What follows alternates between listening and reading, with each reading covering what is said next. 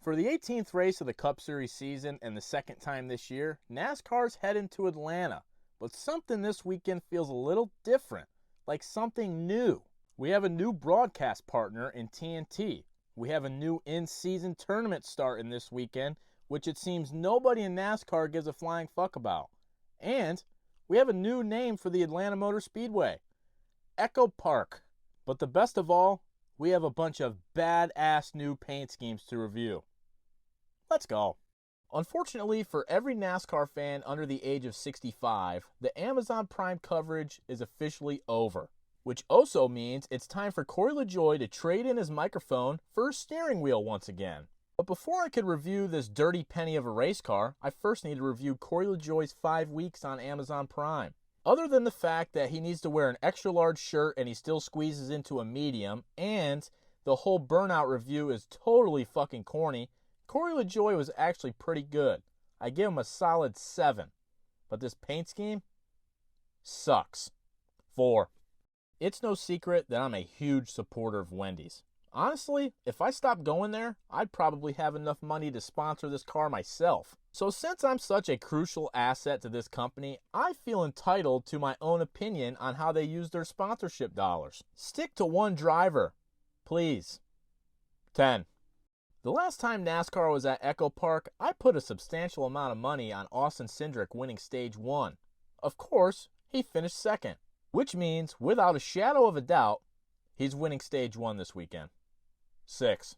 It's getting to that time of year where we have to start worrying about Austin Dillon falling into another victory and locking himself into the playoffs.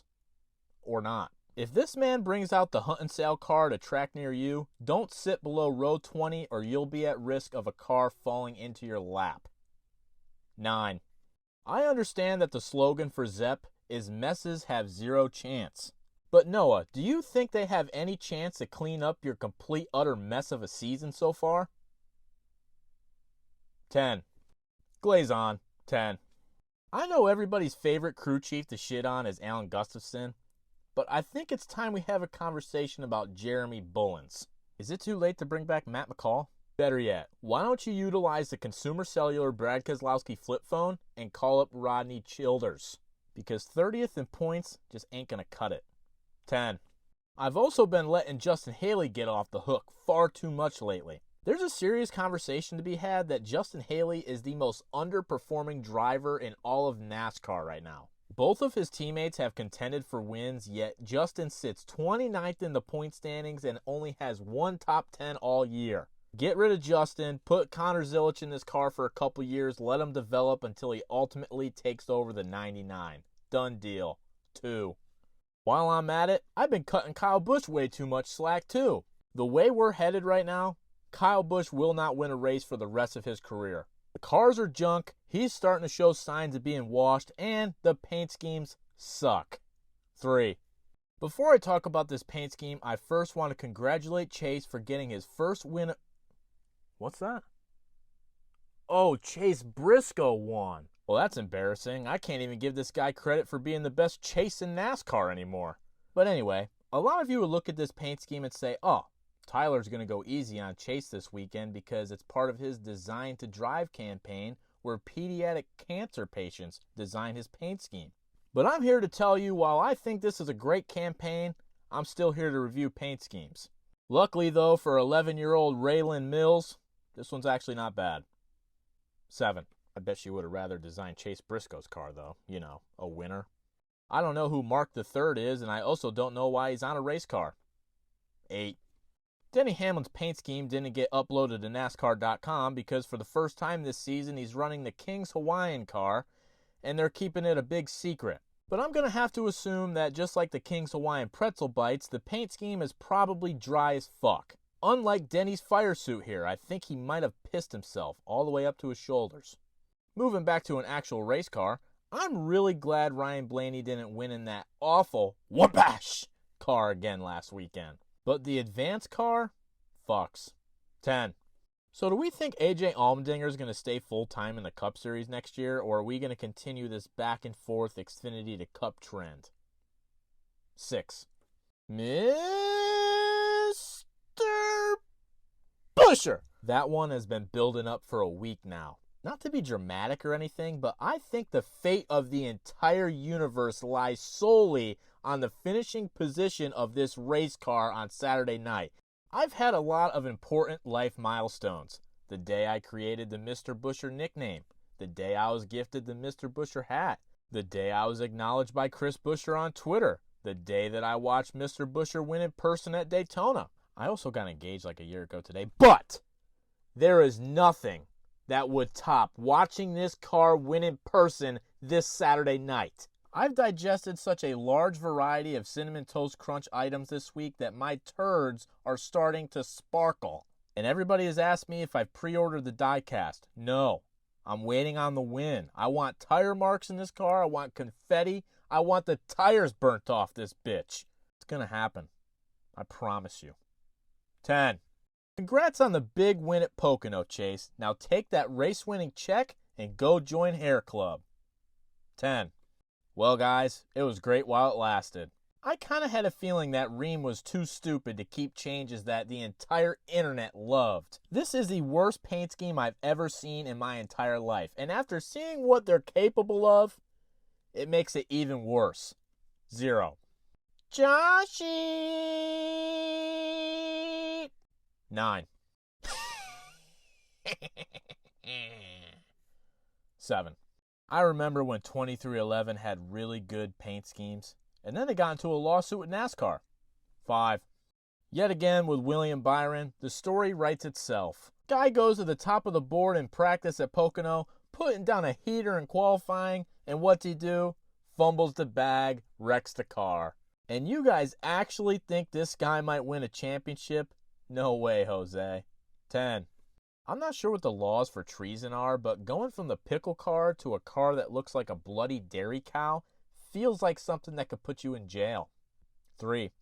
Here's your weekly reminder that Riley Herbst does in fact exist. You could scream it from the treetops, but I'll still forget until his paint scheme pops up next week. 4. Zane Smith is pulling the short end of the stick on the weekends he runs the Aaron's Dream Machine. This would easily be a contender for Paint Scheme of the Week if Cinnamon Toast Crisp didn't exist. 10. Haas Factory Team got their paint schemes uploaded to NASCAR.com this week, but at this point, who cares? They probably skipped the next two anyway, so. 10. Legacy Motor Club has been on a hot streak. Not only have they been putting their paint schemes on NASCAR.com, but also John Hunter Nemechek has back-to-back sixth-place finishes, and Eric Jones hasn't finished outside of the top 20 since May 11th. Somebody dropped the ball this weekend and let everything come tumbling down because they didn't get their paint schemes on NASCAR.com. And it's too bad, because this car kind of fucks. 10. This is just really bad karma, Eric. I'm sorry. Also, the Dollar Tree car sucks. 3. While we're still on the topic of sucks, first of all, 2311's Pocono brake package and this paint scheme. It's okay. Don't use any of that blank space on the quarter. That's exactly why we moved the number, so it would be empty. 0. Now this is exactly how you utilize the empty space on the quarter panel. The massive Hungry Jack logo open hand slaps you in the face while your head is turned. It turns around and bitch slaps you with the syrup pouring all down the quarter into the massive stack of pancakes. Welcome to Next Gen Paint Schemes 101. 10. Ally. 8. Cody Ware and the Next Driver are the only two in the entire series that I just can't picture ever winning a race. And it's funny because they have one major thing in common. More on that in 3 seconds. 6.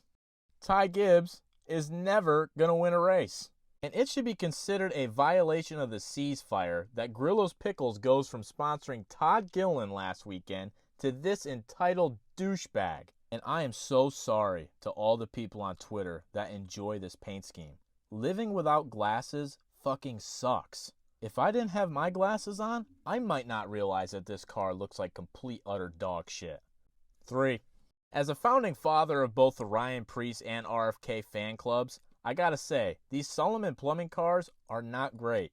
I am counting down the days till we get the Mohawk car. 5. The bad news is, this car is so loud I can't read a single thing on it. The good news is, this car will probably pull in after 20 laps for electrical problems, so I won't have to ask myself for 260 laps, what the fuck does that car even say? 5. Let me just say, the last time this paint scheme ran at EchoPark, Carson Hocevar almost won. Could be a good omen, or just a massive coincidence. Either way, it sucks. 2. Hey Carson, if you're watching, this weekend will be another chance to go out to Chili's with me. Unfortunately for me, maybe fortunately for you, there's no casinos around, but I am down to ride the Dente. Let me know. 10. Am I the only one that had no idea that Connor Zilic was running this weekend? 4. I tweeted out the other day that I could see a world where we have more than 16 winners.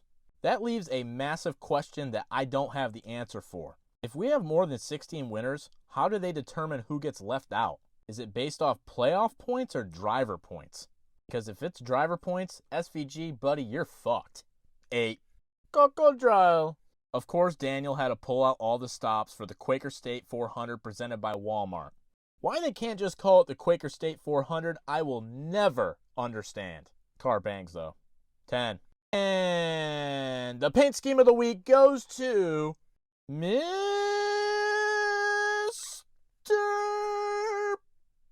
Busher. I mean, seriously, was there ever a doubt?